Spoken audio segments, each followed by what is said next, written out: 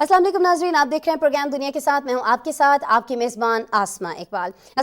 आज भी प्रोग्राम में हमेशा की तरह हमें आपसे बहुत सारे टॉपिक्स शेयर करने हैं, बहुत सारी स्टोरीज शेयर करनी है। लेकिन सबसे पहले हम लोग करने जा रहे हैं डिवोर्स का। स्विट्ज़रलैंड का शहर है, आप जानते हैं कि यहाँ आलमी इक़्तिसादी कॉन्फ्रेंस होने जा रही है और ये जो फ़ोरम है इक़्तिसादी फ़ोरम, इसका इजलास होने जा रहा है। पहले कोविड था, 3 साल तक ये इजलास हो नहीं पाया, बहुत सारे मसले मसाइल रहे, बहुत सारे अहम फैसले जो होना होते हैं वो हो नहीं पाए। लेकिन अब ये इत्तलात हैं, मुसद्दिक़ा इत्तलात हैं कि आलमी इक़्तिसादी फ़ोरम का सालाना इजलास आज से स्विट्ज़रलैंड के शहर डिवोर्स में शुरू होगा।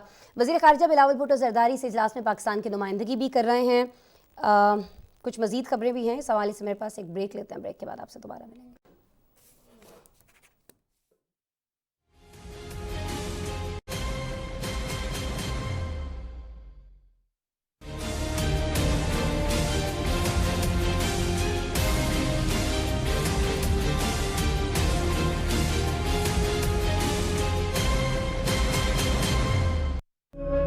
पाकिस्तान को जो सैलाब की तबाहकारियाँ और ख़ास तौर पर मौसमियाती तब्दीलियों से जो चैलेंजेस का सामना है, उनकी रीकंस्ट्रक्शन के लिए, उनकी रिहैबिलिटेशन के लिए फ़ंड्स की ज़रूरत है। मुश्तरका तौर पर पाकिस्तान के लिए इमदादी पैकेज का ऐलान किया गया है। उम्मीद करते हैं कि ये जो पैकेज आएगा, जो फ़ंड्स दिए जाएंगे, ये मुतासरीन की बहाली के लिए, क्योंकि अब सर्दियों का मौसम है, हम देखते हैं कि सैलाब मुतासरीन खुले आसमान तले मेक शिफ्ट अरेंजमेंट्स में जो है वो रहने पर मजबूर हैं। और बतौर पाकिस्तानी ये हम सब की ज़िम्मेदारी है कि हम आगे बढ़कर जो मौसमियाती चैलेंजेस से अफेक्टेड लोग हैं, हम आगे बढ़ें और उनकी मदद करें।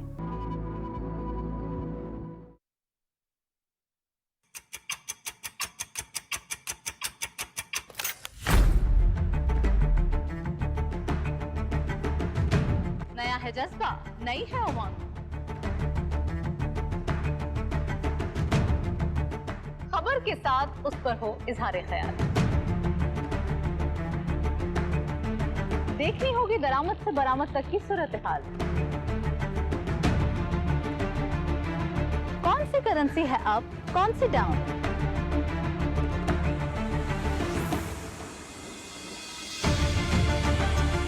मौशी खुदनिसारी कैसे हासिल की जाए?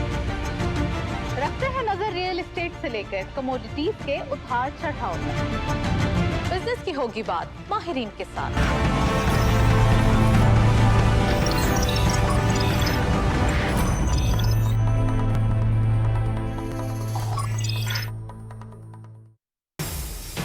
Welcome to Star and Style Season 3. Only on PTV Home. Only on PTV Home. Only on PTV Home. Only on PTV Home. Only on PTV Home. Only on PTV Home. Only on PTV Home. Only on PTV Home. देखना मत भूलेगा। सितारों का जहां।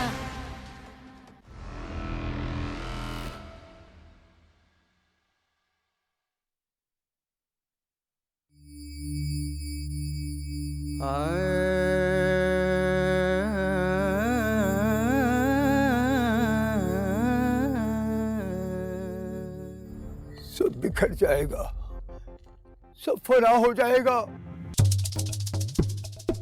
क्या करती और घर बैठ के इंतजार करती कि तुम कब कॉल बैक करोगे, कब मुझे रिप्लाई करोगे। खुदा के कहर से डरे भाई साहब, गरीब की बद्दुआ तो अर्श भी हिला देती है। जो मैंने फैसला किया है, सब पे ये फर्ज है कि उसकी हमायत की जाए। ये सिर्फ तुम्हारी खुशी नहीं थी, मेरी खुशी भी थी। मेरी खुशी साथ क्यों कुर्बान की तुमने?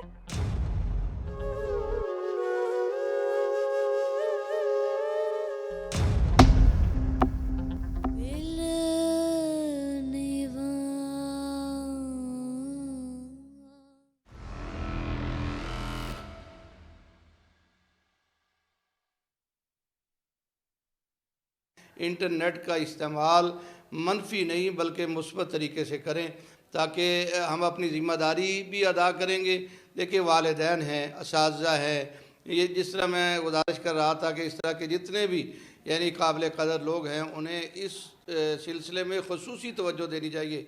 जिस तरह नबी सल्लल्लाहु अलैहि वसल्लम की हदीस के हवाले से हमने अपने हाथ को, अपनी ज़बान को यानी कंट्रोल में रखना है, तो ये इस वक्त सोशल मीडिया हमारी ज़बान बन चुका है, हमारा ये हाथ बन चुका है, हमारा ये हथियार बन चुका है, जिस तरह गलत ज़बान इस्तेमाल करना, गलत तरीक़ाकार, गलत तरफ जाना करना वो शरीयत में मना है, इसी तरह इसका इस्तेमाल गलत जो है वो शरीयत में भी मना है।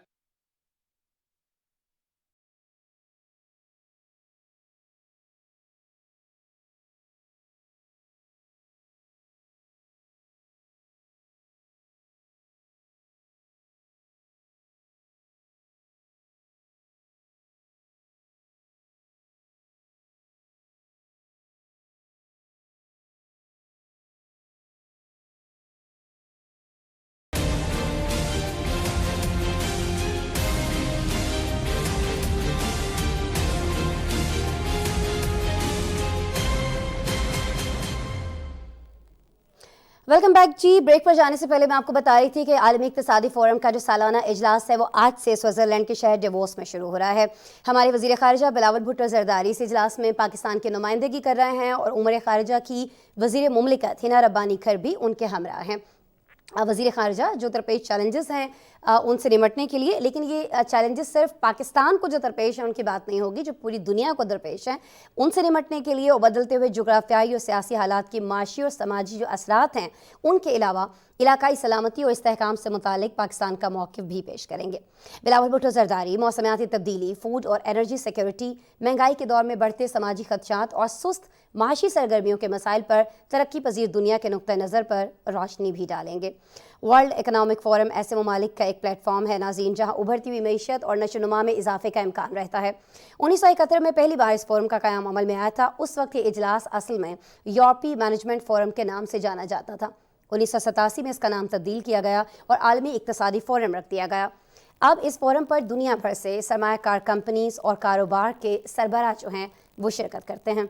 इसलिए तरक्की पजीर ममालिक के लिए ख़ास तौर पर यह मौका होता है कि वो अपनी मीशत की मुतासिर कारकर्दगी के हवाले से दुनिया को आगाह कर सकें और अपने मुल्क के लिए नए मौक़े पैदा कर सकें। रवां साल इक़्तिसादी फोरम किस मौजू पर हो रहा है, दुनिया को दरपेश चैलेंजेस से निमटने के लिए क्या हिकमतें अपनाई जा सकती है और जो मौजू इस साल रखा गया है उससे पाकिस्तान का क्या लेना देना है, ये सारी चीज़ें एक रिपोर्ट में पहले मैं आपको दिखाऊंगी। फिर मेरे साथ मेरे गेस्ट मौजूद होंगे डॉक्टर हामिद खान साहब, उनसे बात करेंगे।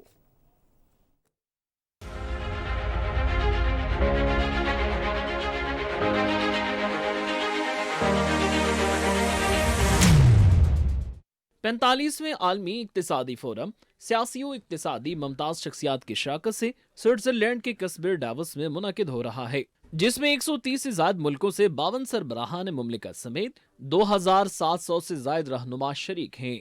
रवां साल फोरम का मौजू मुंतशिर दुनिया में ताउन का फ़िरोग़ रखा गया है। डेवोस में होने वाले इक़्तिसादी फोरम के मौका पर दुनिया भर में बढ़ती महंगाई, यूक्रेन जंग, माहौलियाती तब्दीलियों, बढ़ते खुराक के बहरान समेत चौथे सनाती इनकलाब पर बहस की जाएगी। 2020 में कोरोना की आलमी वबा के बाद होने वाले इजलास में आलमी रहनुमा और नुमाइंदे इस बात पर गौर करेंगे कि दुनिया को दरपेश चैलेंजों से कैसे निपट सकते हैं। वज़ीर ख़ारिजा बिलावल भुट्टो ज़रदारी और वज़ीर मुमलिकत बराए ख़ारिजा उमूर हिना रब्बानी खर 19 जनवरी तक जारी रहने वाले इजलास के दौरान मौजूदा आलमी और इलाकाई उमूर के बारे में होने वाली मुख्तलिफ तकरीबात में शिरकत करेंगे। वज़ीर ख़ारिजा इलाकाई सलामती और इस्तेहकाम के दरपेश चैलेंज से निपटने और बदलते हुए जोग्राफियाई और सियासी हक़ाइक़ की तनाज़ुर में मुआशी और समाजी असरात से मुताल्लिक़ पाकिस्तान का मौक़िफ़ पेश करेंगे। वो मौसमियाती तब्दीली, खुराक और तवानाई के तहफ़्फ़ुज़, महंगाई के दौर में समाजी खदशात और सुस्त रौ मुआशी सरगर्मियों के मसाइल पर तरक्की पजीर दुनिया के नुक्ते नज़र पर रोशनी डालेंगे। वज़ीर ख़ारिजा और वज़ीर मुमलिकत इजलास में शिरकत करने वाले मंदूबीन से भी मुलाकात करेंगी, जिनमें सियासी रहनुमा, कारोबारी शख्सियात, आलमी इदारों के सरबराह, मीडिया और सिविल सोसाइटी के नुमाइंदे शामिल हैं। दूसरी तरफ इंसदाद गुर्बत के लिए काम करने वाले बरतानवी इदारे ऑक्सफैम ने इक़्तिसादी फोरम के इजलास के मौके पर एक रिपोर्ट शाया की है, जिसमें ये इंकिशाफ किया गया है कि 2020 के बाद दुनिया में पैदा होने वाले 43 ट्रिलियन डॉलर नई दौलत का तकरीबन 2/3 हिस्सा दुनिया के अमीर तरीन 1% अफराद के पास है। इदारे ने अपनी रिपोर्ट के जरिए आगाह किया कि भारत की 1% इशराफिया मुल्क की 40% से ज्यादा दौलत की मालिक है, जबकि गरीब मजीद गुर्बत की दलदल में धंसते जा रहे हैं। भारत में जहां अमीर तरीन अफराद में इजाफा हो रहा है, वहीं गरीब आवाम मजीद गुर्बत का शिकार हो रहे हैं। रिपोर्ट के मुताबिक 2022 में भारतीय अरबपति शहरियों की तादाद 166 तक पहुंच गई, जबकि 2020 में 102 थी। ऑक्सफैम का कहना है कि भारत में बुनियादी जरूरत की अशिया बदस्तूर गरीब आवाम की पहुंच से दूर हो रही हैं। हुकूमत की जानिब से गरीब और मुतवस्सित तबके पर अमीरों के मुकाबले में ज्यादा टैक्स लगाया जा रहा है, जबकि मुल्क के अमीर तरीन अफराद कम कारपोरेट टैक्स, टैक्स छूट और दीगर मुराआत से फायदा उठा रहे हैं। ऑक्सफैम ने भारत में मुआशी अदम मसावात से निपटने के लिए अमीर अफराद पर वेल्थ टैक्स लगाने का मुतालबा किया है। बिल्कुल जी, इस सारे मामले पर बात करेंगे इस अहम इजलास के हवाले से डॉक्टर हामिद खान साहब से, माहिर हैं इंटरनेशनल अफेयर्स के। वीडियो लिंक पर हमारे साथ मौजूद हैं। अस्सलाम वालेकुम डॉक्टर साहब। थैंक यू डॉक्टर साहब, बहुत शुक्रिया आपके वक्त के लिए। अच्छा डॉक्टर साहब, हम जानते हैं और मैंने पहले भी अपने नाज़रीन से शेयर किया प्रोग्राम के आगाज़ में कि कोविड की आलमी वबा के बायस 2020 के बाद आलमी इक़्तिसादी फ़ोरम का इजलास नहीं हो पाया था। तकरीबन 3 साल के बाद ये इजलास होने जा रहा है। हम पाकिस्तानियों को इस इजलास से क्या तवक्कुआत रखनी चाहिए, और ये जो मुश्तरका मफादात की बात की जाती है दुनिया भर के लिए, आलमी बरादरी के लिए, इनके उसूल के लिए बेहतर रास्ता निकलने की कोई उम्मीद है इस इजलास में sir? Thank you very much Asma. देखिए, बात ये है कि ये इंतहाई अहम इजलास है, इंतहाई अहम नौइयत का इजलास है, और सबसे अहम बात ये है कि पाकिस्तान के जो जल्जिले के और तौर पर ये जो सैलाब के बाद हाल है, इसमें पाकिस्तान का अपना मौक़िफ़ हर जगह पर पेश करना इंतहाई जरूरी है। पाकिस्तान ने शर्म में बड़ा अच्छा अपना केस पेश किया जब SCO कॉन्फ्रेंस, फिर उसके बाद अभी जेनेवा में प्राइम और सब ने पाकिस्तान का जिस तरह डोनर कॉन्फ्रेंस में पूरा माहौलियाती तब्दीली की पाकिस्तान जिसका नाहक शिकार हुआ, और उसकी पाकिस्तान को इतनी भारी कीमत $30 बिलियन का नुकसान उठाना पड़ रहा है, उसको पाकिस्तान ने अब इस के फोरम पर भी पाकिस्तान भरपूर ना सिर्फ दुनिया की तवज्जो उस तरफ लाए, बल्कि उसके साथ साथ दुनिया के ऐसे फैसले करवाए जाए याफ्ता ममालिक से कि कोई खास किस्म का फंड कायम किया जाए जिसमें पाकिस्तान या इस जैसे मुश्किल में घिरे मुल्कों के लिए कोई बेहतर रास्ता निकले। और दूसरी जानिब अगर आप देखें तो बाकी दुनिया में तो अमन के हालात हैं, यूक्रेन की जंग की वजह से यूरोप खुद एक बहुत शदीद मुश्किल का शिकार है, और इसी तरह अमेरिका के अंदर भी इन्फ्लेशन जो है वो तारीख की बुलंद तरीन सतह पर गई है। तो इस सूरत हाल के अंदर पाकिस्तान के लिए कोशिश तो पूरी होगी, लेकिन मैं बहुत ज्यादा पुरुमीद नहीं हूँ। की वजह यह है कि मजबूत तौर पर पूरी दुनिया इस वक्त मुआशी तौर पर शदीद बहरान का शिकार है। एक रिसेशन या इक़्तिसाद बाज़ारी जो है वो कई मुल्कों में शुरू हो चुकी है। ठीक है, तो क्या कुछ आपको लगता है कि तजावीज़ पेश की जाएंगी? और मुझे और मेरे नाज़रीन के लिए प्लीज़ ये ज़रूर फरमा दीजिएगा कि जब इतने अहम फोरम के ऊपर कुछ तजावीज़ कुछ ममालिक की जानिब से पेश की जाती हैं, कसाद बाज़ारी को कैसे रोका जा सकता है, महंगाई से निपटने के क्या तरीक़ाकार हो सकते हैं, गरीब ममालिक की किस तरह से मदद करनी है, मौसमियाती तब्दीलियों से किस तरह से निपटना है, यूक्रेन जंग हो या दीगर मसाइल हों, तनाज़ात हो ममालिक के आपसी, उनको किस तरह से हल करना है, जो तजावीज़ आती हैं उसके बाद आगे का प्रोसेस क्या होता है हामिद साहब? उनको कोई एक रिपोर्ट की शक्ल में मुरतब किया जाता है, उन पर कहीं ना कहीं अमल दरामद ज़रूरी होता है, नहीं होता है, ये बस इजलास हुआ, गुफ्तगू हुई, बातें हुई और उसके बाद सब खत्म? नहीं, ऐसे नहीं है। इसमें वो फारसी में कहते हैं ना कि गुफ्तन और बर्खास्त नहीं होगा, बल्कि के अंदर अमली तौर पर बहुत कुछ होगा। और ये जाती है कि जब कोई इस तरह की सजेशंस आती हैं तो उसके बाद कोई ना कोई बॉडी फॉर्म तश्कील दे दी जाती है, कोई ना कोई कमेटी या इदारा बना दिया जाता है जो उन सिफारिशात के ऊपर अमली जामा पहनाने के मुतल्लिका इंटरनेशनल फोरम को एंगेज करता है। अगर मामला जो होगा माहौलियाती तब्दीलियों से मुतल्लिक होगा तो वर्ल्ड एनवायरमेंटल एजेंसीज को इन्वॉल्व किया जाएगा। इसी तरह जो अफलास के ऊपर मामला है उसमें एमनेस्टी इंटरनेशनल, ये ऑक्सफैम के दूसरे इदारों से मदद दी जाती है। तो कोशिश ये की जाती है कि अगले इजलास से पहले कुछ अमली तौर पर करके दिखाया जाए जो पिछली में होता है। लेकिन मौजूदा सूरत हाल के अंदर जो मुझे थोड़ी परेशान करती है वो ये है कि इस वक्त यूरोप की सारी तवज्जो यूक्रेन रशिया जंग के ऊपर है, और उसकी वजह से और कोविड से निकलने की वजह से जो खसूसन जनूबी एशिया में पाकिस्तान जैसे ममालिक के मसाइल हैं, उसके ऊपर इतनी तवज्जो नहीं दी जाती जिसका पाकिस्तान हकदार है, क्योंकि हमारे 1/3 ऑफ पाकिस्तान केम अंडर। आप समझती हैं कि पाकिस्तान का एक हाई हिस्सा बह गया सैलाब में। तो दुनिया को इस बात को समझना पड़ेगा कि इस तारीख का मुश्किल तरीन वक्त है पाकिस्तान के ऊपर सैलाब से निपटने के हवाले से। तो मैं ये समझता हूँ कि अगर कोई तजावीज़ की जाएंगी और उसके ऊपर अगर कोई मरबूत लाया अमल इख्तियार किया जाएगा तो उसके अच्छे नताइज भी आएंगे। ठीक है, कोई लाहे अमल अगर मुरतब होता है किसी एक चीज़ पर, तमाम ममालिक या कुछ ममालिक अक्सरियत जो है वो अगर मुत्तफ़िक हो जाती है तो फिर उस पर हिकमत अमली तय की बनाई जाती है और उस पर अमल दरामद कहीं ना कहीं हो रहा होता है। तो लगता यही है आपकी गुफ्तगू से कि इसके बाद बहुत सारे जो बड़े चैलेंजेस हैं दुनिया को दरपेश, ख़ास तौर पर उन पर जब बात होगी तो कहीं ना कहीं किसी न किसी मसले का हमें हल भी निकलता हुआ दिखाई देगा। और पूरी उम्मीद है हम, क्योंकि वज़ीर ख़ारिजा हमारे बहुत ज़्यादा एक्टिव हैं, बिलावल भुट्टो ज़रदारी साहब, और बहुत ही बेहतर तरीके से उन्होंने मुकदमा रखा है पाकिस्तान का दुनिया भर के सामने। इस प्लेटफॉर्म पर हिना रब्बानी खर भी उनके साथ हैं, तो और बेहतर तरीके से बात हो पाएगी पाकिस्तान के मसाइल पर दुनिया के सामने। बहुत शुक्रिया डॉक्टर हामिद खान साहब, आप हमारे साथ मौजूद थे और हमें इस अहम इजलास के हवाले से, इसके तरीक़ाकार के हवाले से, फिर इसके नताइज क्या निकल सकते हैं उस हवाले से आप हमें आगाह कर रहे थे। अभी हमें बढ़ना है जी, जनूबी कोरिया की बात करनी है प्रोग्राम में। बात हमें इसलिए करनी है जनूबी कोरिया की क्योंकि वहाँ के जो सदर हैं यून सुक योल, वो इस वक्त मुत्तहिदा अरब अमारात के दौरे पर हैं।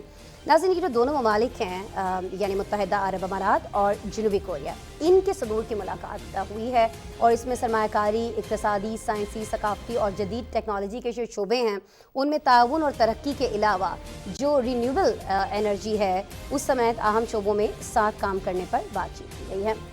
जनूबी कोरिया के जो सदर हैं इस अहम सरकारी दौरे के मौके पर कई MOUs पर भी दस्तखत कर चुके हैं, कई और पर वो कर रहे होंगे।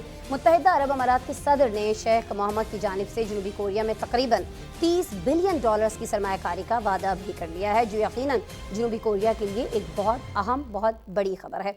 लेकिन नाज़रीन, 1980 में दोनों ममालिक के दरमियान हमने देखा कि सिफारती ताल्लुकात बाकायदा तौर पर कायम हुए थे और उसके बाद गुज़श्ता 40 सालों के दौरान इन मुल्कों के ताल्लुकात में बहुत ज़्यादा इजाफा हुआ है। 2022 में कोरिया और अरब ममालिक के दरमियान तिजारत में पिछले साल के मुकाबले में 19% इजाफा हुआ था। आलमी मीडिया रिपोर्ट्स कहती हैं कि जनूबी कोरिया और मुत्तहिदा अरब अमारात दोनों ममालिक 2050 तक कार्बन न्यूट्रल मुल्क बनना चाहते हैं। साफ तवानाई पैदा करने के लिए मुत्तहिदा अरब अमारात में अरब दुनिया के पहले पुरअमन जौहरी प्लांट के मंसूबे पर तेज़ी से काम जारी है। 3 यूनिट्स मुकम्मल भी कर लिए गए हैं। जनूबी कोरिया भी इस न्यूक्लियर प्लांट से फ़ायदा उठाना चाहता है और इसीलिए $20 अरब के इस मंसूबे में जनूबी कोरिया ने इन्वेस्टमेंट भी कर रखी है। इस सारे मामले को आगे बढ़ाने पर भी दोनों मुल्कों के दरमियान बात हुई है। जनूबी कोरिया के सदर का ये जो हालिया दौरा है एक ऐसे वक्त में किया जा रहा है नाज़रीन जब इस मुल्क को शिमाली कोरिया के बढ़ते खतरात का सामना है। यून सुक योल ने इसी खतरे के पेश नज़र हालिया दिनों में पहली बार जौहरी असले के हुसूल का पैगाम भी दिया है। लेकिन क्या मुत्तहिदा अरब अमारात के दौरे के दौरान तिजारत समेत जनूबी कोरिया के बॉर्डर पार से बढ़ती धमकियों और इस मामले में भी ताउन पर बातचीत की जाएगी? क्या इस सारे मामले पर जनूबी कोरिया का साथ देता हुआ मुत्तहिदा अरब अमारात हमें दिखाई देगा? इस बारे में जो सवालात हमारे जहनों में उठते हैं, कुछ के जवाबात हमने एक पैकेज में शामिल किए हैं, कुछ और दीगर सवालात के जवाब हम हुमायूं खान साहब से जानेंगे। इस रिपोर्ट के बाद मेरे साथ मौजूद हैं।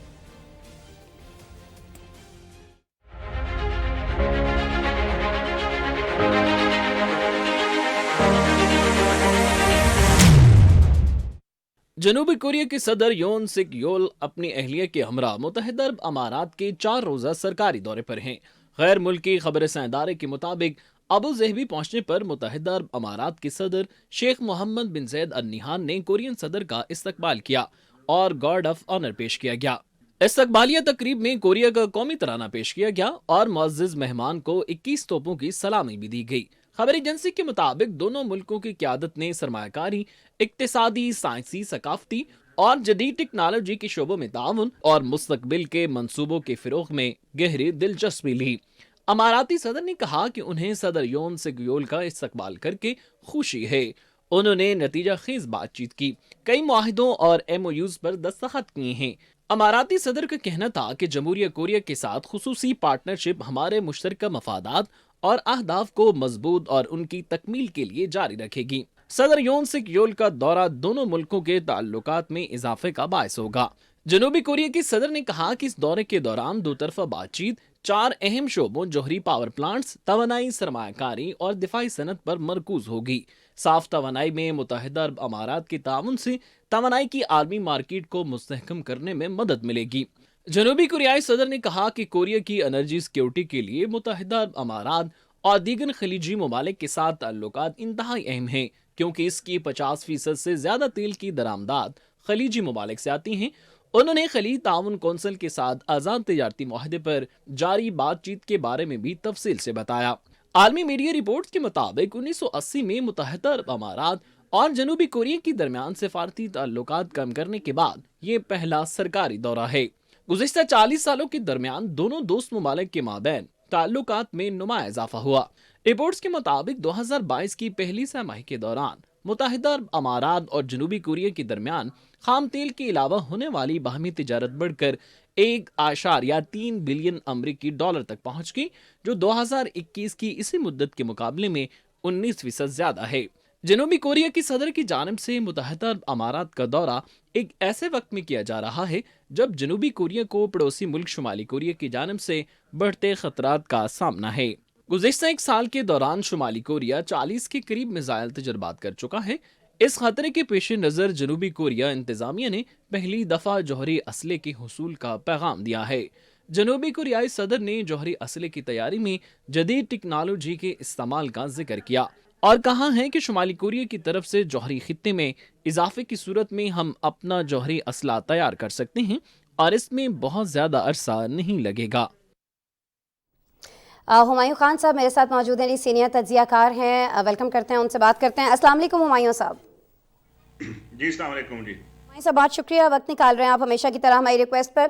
अच्छा हुमायूं साहब, एक चीज़ मैं जब इंट्रो दे रही थी इस सारी स्टोरी का तब भी डिस्कस हुई, इस रिपोर्ट के अंदर भी डिस्कस हुई और इंटरनेशनल मीडिया में भी ये चीज़ ज़्यादा हाईलाइट की जा रही है कि जनूबी कोरिया के जो प्रेसिडेंट हैं वो एक ऐसे वक्त में मुत्तहिदा अरब अमारात का दौरा कर रहे हैं जब शुमाली कोरिया की जानिब से जंग के कहीं ना कहीं खतरात या धमकियाँ कह लीजिए उनके लिए मौजूद हैं। तो ये वक्त इंतहाई अहम है। क्यों अहम है ये आप हमें बताएंगे हुमायूं साहब?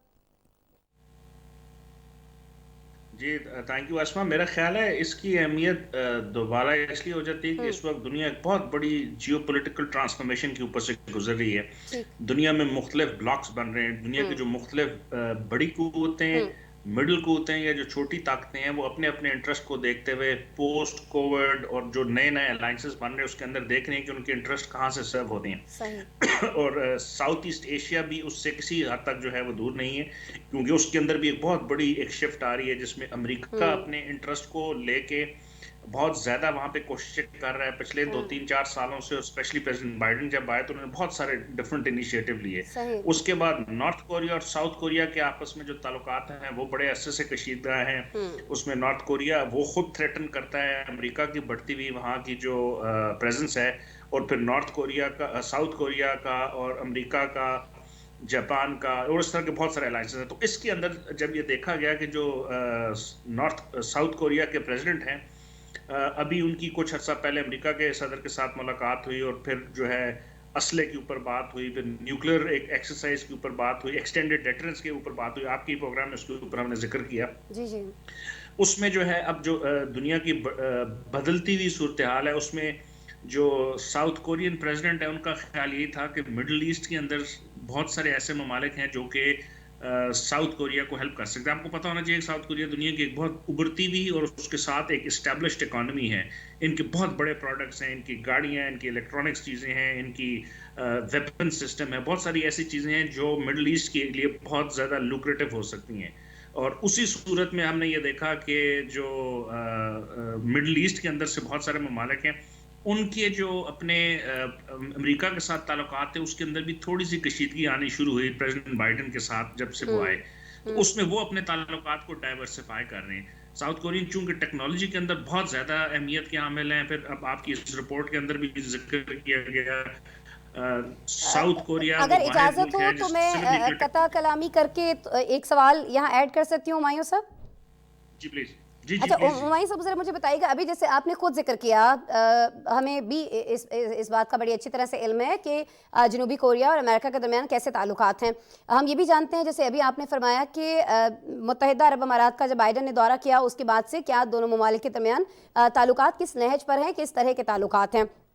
ऐसे में जनूबी कोरिया का, ज़ाहिर है अमेरिका तो उसका साथ देता ही है, मुत्तहिदा अरब अमारात का रुख करना, ये कहीं अमेरिका को नाराज़ ख़ाइफ नहीं कर देगा, या फिर ये अमेरिका की इजाज़त लेकर किया गया है, उसकी रजामंदी लेकर किया गया है? मैं बस ये चाह रही हूँ कि जो ट्राइका बन रहा है मुत्तहिदा अरब अमारात का, अमेरिका का और जनूबी कोरिया का, इसको अगर आप एक्सप्लेन कर दें कि ये किस तरह से असरअंदाज होने जा रहा है तीनों के ताल्लुकात पे। अब मेरा ख्याल है इसको अगर हम थोड़ा सा इट्स लिटिल प्री मैच्योर कि हम ये देखें कि शायद ये ट्राइका बन रहा है या इस अमेरिका की इजाज़त चाहिए होगी यूएई को। यूएई एक बहुत बड़ी सॉवरेन गवर्नमेंट है, 7 डिफरेंट जो अमीराती जो स्टेट्स हैं उनका एक अमालगमेशन है, और इनकी दुनिया में एक बहुत बड़ा जो है नाम है ट्रेडिंग के हवाले से, उसके अलावा जो है ना ऑयल एंड गैस के हवाले से। और दुनिया के अंदर इस वक्त अगर 2-3 बड़े इकोनॉमिक हब हैं, जिसमें अगर हम स्विट्जरलैंड को ले लें, जिसमें हम साउथ एशिया के अंदर कुछ मालिक लें, तो मिडल ईस्ट के अंदर जो यूएई है वो भी एक ऐसा मुल्क है। नहीं हुमायूं साहब, मैं साउथ कोरिया की बात कर रही हूँ कि उसको कुछ इजाज़त चाहिए है, क्योंकि उसके तो बड़े अच्छे टर्म्स हैं। कैसे टर्म्स हैं शुमाली कोरिया के अगेंस्ट, कैसे उसको अमेरिका की जानिब से सपोर्ट हासिल है, मैं उसकी बात कर रही हूँ कि उस पे तो अमेरिका वो नहीं होगा। जी बिल्कुल, सॉरी, नहीं मेरा ख्याल है कि अगर हम उस साउथ कोरिया के तनाजुर से देखें, नॉर्थ कोरिया के तनाजुर से देखें, तो यकीनन इसमें कुछ ऐसा है, क्योंकि काफी सारे नॉर्थ कोरियंस जो हैं इस वक्त दुबई के अंदर काम कर रहे हैं, और फिर यूएई के अंदर बहुत सारे उनकी जो अमीराती स्टेट्स हैं उसके अंदर, और फिर कुछ यूएन की रिपोर्ट्स हमने पिछले चंद अरसे में देखी जिसमें कुछ नॉर्थ कोरियंस के लोग ऐसे थे जो कि शायद कुछ इलिसिट ट्रेड के अंदर भी पाए गए हैं। तो अमेरिका की शायद ये ख्वाहिश होगी कि यूएई और साउथ कोरिया जो है वो आपस में अपने ताल्लुकात को मजीद बेहतर करें तो कि जो नॉर्थ कोरिया की थोड़ी सी जो उनको रेमिटेंस इस तरह से आ रही है वो भी कम हो। ठीक है। इसमें बिल्कुल कोई दो राय नहीं है कि इसमें अमेरिका की जो है, अगर मैं आशीर्वाद नहीं कहूँ, लेकिन इन अ सेंस कि अमेरिका की एक टेसिट एग्रीमेंट होगी कि साउथ कोरिया और यूएई के ताल्लुकात जो हैं वो बेहतर हों, चूंकि साउथ कोरिया जो है अमेरिका का बहुत बड़ा एलाय है एशिया पैसिफिक के अंदर, और मिडल ईस्ट के अंदर चूंकि अमेरिका के ताल्लुकात थोड़े से इन ममालिक के साथ जरा से कम हो रहे हैं, तो उसमें अगर उसका एक एलाय इनके साथ अपने ताल्लुकात बेहतर करता है तो उसमें यकीनन अमेरिका को भी फायदा हो सकता है आने वाले दिनों में। ठीक है। अच्छा, और ये जो जनूबी कोरिया के सदर की एटमी हथियारों से मुतालिक गुफ्तगू हुई है, हो रही है, मामला तय करने की कोशिश की जा रही है मुत्तहिदा अरब अमारात के साथ, इसकी वजह क्या है? जो थ्रेट किया जा रहा है इनको शुमाली कोरिया की जानिब से, वो वजह है या नहीं, बस वो मुआहदा करना चाह रहे हैं कोई ऐसा यूएई से? नहीं, ये जो साउथ कोरिया की अगर आप इन्वेस्टमेंट के पॉइंट ऑफ व्यू से देखें, जो उनकी सबसे अभी तक की बिगेस्ट इन्वेस्टमेंट है मिडल ईस्ट के अंदर, वो उनका जो सिविल न्यूक्लियर रिएक्टर है, बारका न्यूक्लियर रिएक्टर, जो कि कतर के साथ और सऊदी अरेबिया के साथ एक इलाका है जहाँ पे उसमें उसकी मौजूदगी है, और इट्स वाटर से रिलेटेड जो हाई प्रेशर वाटर के साथ अरब दुनिया का पहला पुरम जौहरी प्लांट है ना सर? एब्सोल्युटली पहला है, और इसके अंदर पिछले 15-20 साल से काम हो रहा था। इसके 4 यूनिट थे, 2012 में पहला यूनिट स्टार्ट हुआ, 2013 में दूसरा हुआ, और उसके अंदर बहुत सारे डिले आए, और फिर नेबरिंग कंट्रीज के बहुत सारे इसके ऊपर जो है इश्यूज थे, लेकिन इवेंचुअली जो है इसके 3 जो है प्लांट्स जो हैं वो कमर्शियल ऑपरेशनल हो चुकी है, और चौथा जो है मोस्ट लाइकली आइंदा आने वाले कुछ महीनों में हो जाएगा। ये एक बहुत बड़ी, अच्छा आप ये देखिएगा कि मिडिल ईस्ट के अंदर यूएई जो है वो अपने आप को 2050 में कार्बन न्यूट्रल करना चाह रहा है, सही। और उसके लिए अभी COP 28 के अंदर भी जो है यूएई के पास इसकी सदारत आई है। तो यूएई अपने आप को डाइवर्सिफाई करना चाह रहा है, अपने जो है ना ऐसे उनकी तरफ जा रहा है जो कि रिन्यूएबल एनर्जी के उस जुमरे में आते हैं, ये क्लीन एनर्जी में आते हैं। तो ये उसमें बहुत बड़ी, और फिर साउथ कोरिया के लिए भी बहुत बड़ी अहमियत है कि एक इतना बड़ी इन्वेस्टमेंट की अपॉर्चुनिटी, और ये ना सिर्फ इस वक्त होगी कि जिसमें उन्होंने इन्वेस्ट किया है, बल्कि उसके साथ इसकी मेंटेनेंस जो है वो पीरियड ऑफ 15, 20, 25 इयर्स वो बहुत बड़ा रेवेन्यू जनरेट करेगी साउथ कोरिया के लिए। तो ट्रेड पॉइंट ऑफ व्यू से it's a very very lucrative deal for both the countries. ठीक है। अच्छा, और आपको क्या लगता है कि शिमाली कोरिया इस सारी चीज़ को किस तरह से लेगा, इस दौरे को, इन मुआहदों को, इन बढ़ते ताल्लुकात को?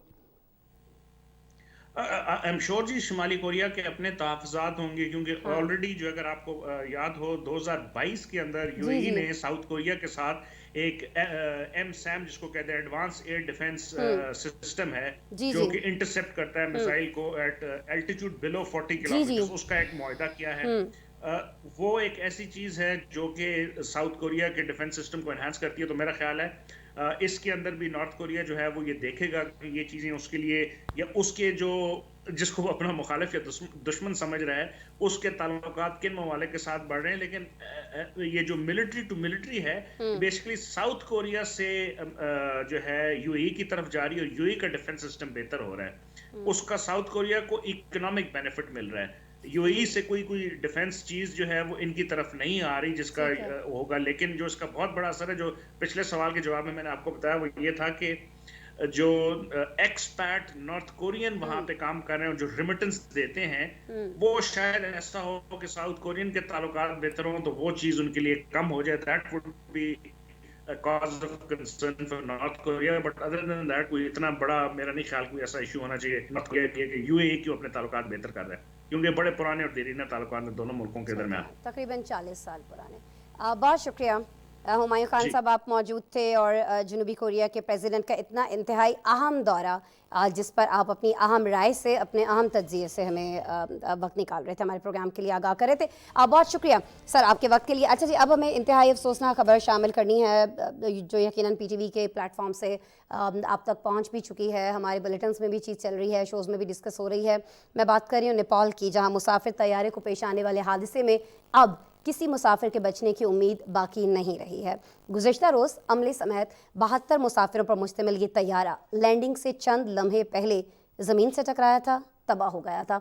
हुकाम ने हादसे में 70 मुसाफिरों की हलाकत की तस्दीक कर दी थी, जबकि 2 की तलाश जारी थी। हलाक होने वालों में 2 नौमालूद बच्चे और 15 गैर मुल्की भी शामिल हैं। खबर एजेंसी के मुताबिक इस हादसे में हलाक होने वाली खातून पायलट के शौहर भी पायलट थे और वो भी इसी तरह के तैयारा हादसे में 16 साल पहले मारे गए थे। नेपाल के हुकाम का कहना है कि प्लेन क्रैश के बाद जहाज़ का जो मलबा है उससे ब्लैक बॉक्स ढूंढ लिया गया है और अब इसकी मदद से हादसे की वजूहात क्या थीं ये पता किया जाएगा। आलमी मीडिया पर जो रिपोर्ट्स आ रही हैं वो ये कहती हैं कि नेपाल एवरेस्ट के बुलंद तरीन पहाड़ी सिलसिले में वाक़ मुल्क है और यहाँ रनवेज तो ख़तरनाक हैं ही, साथ ही साथ मौसम भी पल भर में बदल जाता है। इन्हीं तमाम वजूहात की वजह से इस मुल्क में तैयारों के साथ अक्सर हादसात पेश आते हैं। नेपाल की बात करें तो यहाँ प्लेन क्रैश का ये कोई पहला वाक़या नहीं है कि ये जो जहाज़ है ये तबाह हो गया हो, गिर गया हो। हम ये देख रहे हैं कि बहुत ज़्यादा मौलिक तरीन ममालिक में ये मुल्क शामिल है अगर तैयारी हादसों की बात की जाए। मजमूई तौर पर नाज़रीन नेपाल में तैयारों या हेलीकॉप्टर्स के हादसों में 2000 से लेकर अब तक तकरीबन 350 अफराद हलाक हो चुके हैं। नेपाल में होने वाले तैयारे हादसे की ये जो ताज़ा तरीन फुटेज भी हम आपसे शेयर कर रहे हैं, इस पर ताज़ा तरीन तफसीलात क्या मौजूद हैं हम आपको अपडेट करेंगे एक पैकेज के ज़रिए।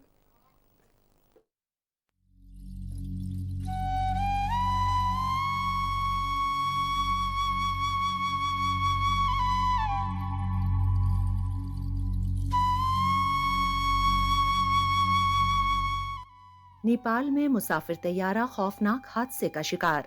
तैयारे में अमले समेत 72 मुसाफिर सवार थे। हुकाम के मुताबिक कम से कम 70 अफराद के हलाक होने की तस्दीक हो गई है। हलाक होने वाले मुसाफिरों में 55 नेपाली समेत 15 गैर मुल्की भी शामिल हैं, जबकि 2 अफराद की तलाश के लिए रेस्क्यू ऑपरेशन जारी है। हुकाम का कहना है कि दोनों मुसाफिरों के जिंदा होने की कोई उम्मीद नहीं। आलमी मीडिया रिपोर्ट्स के मुताबिक मुसाफिर बरदार तैयारा खटमंडू से पोखरा जा रहा था जब लैंडिंग के वक्त वो गिरकर तबाह हो गया। तैयारे के एक मुसाफिर की फेसबुक लाइव वीडियो में जहाज के गिरने और फिर उसमें खौफनाक आग भड़क उठने के मनाजिर कैद हो गए, जो कि सोशल मीडिया पर वायरल हो गए हैं। एनी शाहिदीन का कहना है कि पायलट ने आबादी या किसी घर से ना टकराने की पूरी कोशिश की। नेपाली हुकाम की जानिब से बयान में कहा गया है कि तैयारे का ब्लैक बॉक्स हादसे की जगह से बरामद कर लिया गया है। इससे तफ्तीशकारों को ये तयन करने में मदद मिल सकती है कि सियाहती शहर में लैंडिंग से ऐन कबल साफ मौसम में तैयारा किस वजह से गिरकर तबाह हुआ। एविएशन की जानिब से जल्द अज जल्द हादसे की तफसीलात सामने लाने के लिए एक इंक्वायरी कमेटी भी तश्कील दे दी गई है। आलमी मीडिया रिपोर्ट्स के मुताबिक गुज़िश्ता रोज होने वाला हादसा 30 साल का सबसे मोहलिक तैयारा हादसा है। नेपाल में इससे पहले भी तैयारों को हादसात पेश आते रहे हैं, जिसकी एक वजह तो मुल्क का जोग्राफिया और दूर दराज मकामात पर मौजूद रनवे हैं, लेकिन यहाँ मौसम भी बड़ी तेजी से तब्दील हो सकता है। मई 2022 में एक तैयारे के गिरकर तबाह होने के नतीजे में 22 अफराद हलाक हुए थे। 2018 में खटमंडू एयरपोर्ट पर लैंडिंग के वक्त तैयारे में आग लगने के नतीजे में 51 अफराद की हलाकत हुई थी। मजमूई तौर पर नेपाल में तैयारों या हेलीकॉप्टर्स के हादसों में 2000 से लेकर अब तक तकरीबन 350 अफराद हलाक हो चुके हैं। रिपोर्ट आपने देखी। इसके साथ ही आज के लिए प्रोग्राम में इतना ही। कल मेरी आपसे दोबारा मुलाकात हो रही होगी। अपना बहुत सारा ख्याल रखिएगा, लेकिन जाते जाते हमारा स्पेशल सेगमेंट चलते चलते ज़रूर देखिएगा। अल्लाह ने के बाद मादनियात का सबसे बड़ा जखीरा स्वीडन में दरियाफ्त हुआ है। इनमें नायाब तरीन ऑक्साइड शामिल हैं, जो बिजली समेत कई आला सनतों में इस्तेमाल किए जाएंगे। पूरे यूरोप में नायाब मादनियात का जखीरा न होने के बराबर है, इसलिए इस दरियाफ्त को निहायत अहम करार दिया जा रहा है। स्वीडन की हुकूमत जल्द ही इन जखायर को निकालना चाहती है, लेकिन इन मादनियात को मार्केट तक पहुंचने में कुछ बरस लगेंगे। कनाडा के 22 साल शख्स ने सर के बल खड़े होकर करतब दिखाने वाले मामर तरीन शख्स होने का एजाज हासिल कर लिया। ब्रिटिश कोलंबिया से ताल्लुक रखने वाले ब्रूस आयुज के इस एजाज की गिनीज वर्ल्ड रिकॉर्ड ने भी तस्दीक कर दी है। उम्र रसीदा शख्स 15 साल की उम्र से जिम्नास्टिक्स कर रहे हैं। भारतीय आर्टिस्ट ने दुनिया की सबसे छोटी हॉकी स्टिक तैयार की है, जिसकी लंबाई 1 सेंटीमीटर और चौड़ाई मुश्किल से 1 मिलीमीटर है। उन्होंने ये हॉकी स्टिक सिर्फ 30 मिनट में तैयार की है। सत्यानारायण नामी आर्टिस्ट ने ये शाहकार अपने हाथ से बनाया है। भारतीय फनकार ने दुनिया की सबसे छोटी हॉकी स्टिक के रिकॉर्ड के लिए Guinness book of world record से भी राब्ता किया है। आर्टिस्ट का कहना है कि रवां बरस भारत में हॉकी का आलमी कप होने जा रहा है, इसीलिए उन्होंने हॉकी स्टिक तैयार की है। मसनूई ज़हानत की दुनिया में गुज़िश्ता कुछ हफ्तों से एक नए सॉफ्टवेयर की धूम मची हुई है और अब माइक्रोसॉफ्ट ने चैट जीपीटी नामी सॉफ्टवेयर में $10 अरब की सरमायाकारी का मंसूबा बनाया है। ये नया सॉफ्टवेयर मसनूई ज़हानत पर मबनी एक लैंग्वेज मॉडल है। ये सॉफ्टवेयर वेबसाइट की तरह काम करता है, जिसमें आपको रजिस्टर होकर अपना अकाउंट बनाना पड़ता है। अकाउंट की तस्दीक के बाद आपके सामने एक चैट विंडो खुल जाएगी। आप किसी भी मौजू के हवाले से इस सॉफ्टवेयर से पूछ सकते हैं। फिलहाल ये आम सारिफीन के लिए मुफ्त दस्तयाब है और माहिरीन इस नए सॉफ्टवेयर को मसनूई ज़हानत की दुनिया में एक बड़ी इजाद समझ रहे हैं। इसराइल के रेगिस्तानी इलाके में शुतुरमुर्ग के हजारों बरस कदीम अंडों की बाकियात मिली हैं। इंसानी तारीख में शुतुरमुर्ग के अंडे की ये कदीम तरीन आसार हैं, इसलिए इन्हें निहायत अहम दरियाफ्त कहा जा रहा है। इसराइली महकमा आसार के मुताबिक बाज अंडे बहुत अच्छी हालत में हैं, जबकि इस दरियाफ्त से इन जानवरों के रहन सहन और खुद इंसानी आबादियों के मुतालिक हमारे इल्म में इजाफा हो सकता है।